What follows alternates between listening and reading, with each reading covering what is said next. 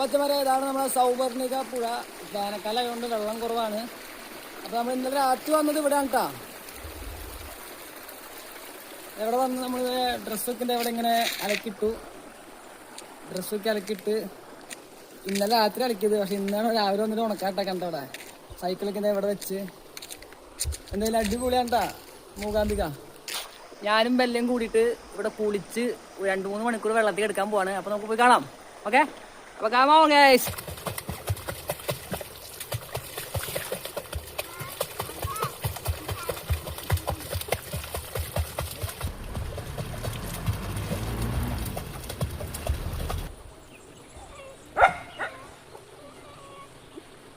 കാലിലെ മീൻ കൊണ്ട് മസാജ് ചെയ്തുകൊണ്ട് വെക്കുക. നമ്മൾ പൈസ എല്ലാം കൊടുത്ത് ചെയ്യിക്കില്ലേ, ഇത് നമ്മളെ നാടൻ പരൽ വന്നിട്ട് കുറേ ഉണ്ട് ടെപ്പ് വരും. വന്നിട്ട് കാലിലെ ചെളികളും ഇതൊക്കെ വൃത്തിയാക്കി തിന്ന് നല്ല നല്ല സുഖം. ആഹാ അപ്പോൾ ഇടികളെ അപ്പോൾ നമ്മളിവിടെ കുളി കഴിഞ്ഞു. എൻ്റെ മുഖമൊക്കെ ഉണ്ടോ ആകെ കറുത്ത് പോയിട്ടാണ്. കാരണം എനിക്ക് സൂര്യാഘാതത്തിൻ്റെ ഭാഗമായിട്ട് പൊള്ളിയിട്ടുള്ളതാണ് കേട്ടോ. അപ്പോൾ മൂക്കിന് തുമ്പത്ത് ഒരു മാർക്ക് കിട്ടിയിട്ടുണ്ട്. അപ്പോൾ കുളിയൊക്കെ കഴിഞ്ഞു. നമ്മളിപ്പോൾ സൗവർണിക പുഴയിലാണെന്നറിയാലോ. അപ്പോൾ ഇവിടുത്തെ സംഭവങ്ങളൊക്കെ കാണിച്ചിട്ട് ഒരു മിനിറ്റ്. വേനൽക്കാലം ആയതുകൊണ്ട് പുഴ എല്ലാം എന്താ പറയുക വറ്റി വരണ്ട് കിടക്കുകയാണ്. കുറേശ്ശെ ഒഴുക്കും കാര്യങ്ങളൊക്കെ ഉണ്ട്. നമുക്ക് എല്ലാവർക്കും ചിലപ്പോൾ കേട്ടിട്ടുണ്ടാവും ഈ സിനിമ ഫീൽഡിൽ അല്ലെങ്കിൽ സിനിമയിൽ അറിയുന്ന ആൾക്കാർക്കോ അല്ലെങ്കിൽ പത്രത്തിലേക്കും വായിച്ചിട്ടുണ്ടാവും. കാന്താര 2 ചിത്രീകരണ ഇടയിൽ നമ്മളെ കേരളത്തിലുള്ള ഒരു ജൂനിയർ ആർട്ടിസ്റ്റ് മുങ്ങി മരിച്ച സംഭവം. അത് ഈ പുഴയിൽ കുളിക്കാൻ ഇറങ്ങിയിട്ടാണ് ഒഴുക്കിൽ പെട്ടിട്ട് ആൾ മരിച്ചത് കേട്ടോ. അപ്പോൾ ഈ സൗവർണിക പുഴയുടെ പ്രത്യേകത എന്താണെന്ന് വെച്ച് കഴിഞ്ഞാൽ മഴക്കാലമൊക്കെ ആകുമ്പോൾ എല്ലാ വർഷവും മിനിമം ഒരു മരണമെങ്കിലും ഉണ്ടാവുന്ന ഒരു പുഴയാണത്.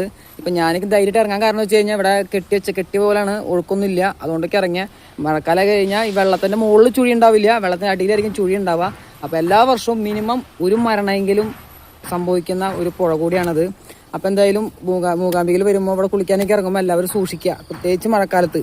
ഓക്കെ, നമ്മളെത്ര ശ്രദ്ധിച്ചാലും അപകടം വരും. അതുകൊണ്ട് പരമാവധി കെയർഫുള്ളായിട്ട് മാത്രം ഈ പുഴയിലേക്ക് ഇറങ്ങുക.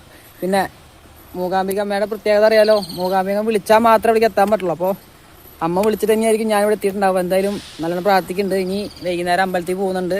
അതേപോലെ തന്നെ ഇനിയിപ്പോൾ ഞാൻ നേരെ രവിച്ചേൻ്റെ കടയിൽ പോകണം. നമുക്ക് അവിടുത്തെ ഒരു വീഡിയോ ഒക്കെ എടുക്കാം. വന്നിട്ട് ഇവിടെ ചെറിയ ഗ്രാമമൊക്കെ ഉണ്ടെന്ന് പറഞ്ഞു, ഒന്ന് പോയി കാണണം. അപ്പോൾ അവിടേക്കും പോകാൻ പറ്റും നോക്കിയിട്ട് അവിടുത്തെ വീഡിയോസൊക്കെ ഇടാം. അപ്പോൾ ബെല്ലേനെ കുളിപ്പിച്ചു. ബെല്ല കുളിച്ച് സെറ്റായിട്ട് അവിടെ വെയിൽ കായാനിരിക്കുക. അപ്പോൾ എൻ്റെ മുഖമല്ല ആകെ കരിവാളിച്ച് പോയി. അപ്പോൾ എന്തായാലും നമുക്ക് ഇവിടുന്ന് പോകാം. ഡ്രസ്സൊക്കെ അലക്കിയത് ഉണക്കാനിട്ട് നിമിഷം നേരം കൊണ്ട് ഉണങ്ങി കിട്ടി. നല്ല ചൂടാണ് കേട്ടോ. അപ്പോൾ ഇനി നമുക്ക് ഡ്രസ്സൊക്കെ എടുത്ത് സെറ്റാക്കിയിട്ട് നേരെ കടയിൽ പോയിട്ട് അവിടുന്ന് നമുക്ക് ആ ചെറിയ ഗ്രാമൊക്കെ കണ്ടിട്ട് ഈവനിങ്ങിൽ നമുക്ക് അമ്പലത്തിൽ പോയിട്ട് തൊഴുത് അവിടുത്തെ നേർച്ച ഭക്ഷണം എല്ലാം കഴിച്ച് നാളെ രാവിലെയാണ് ഞാൻ ഇവിടുന്ന് യാത്ര തിരിക്കണത്. നേരെ മഹാരാഷ്ട്ര റൂട്ടിലാണ് പോയോണ്ടിരിക്കണേ. എവിടേക്ക്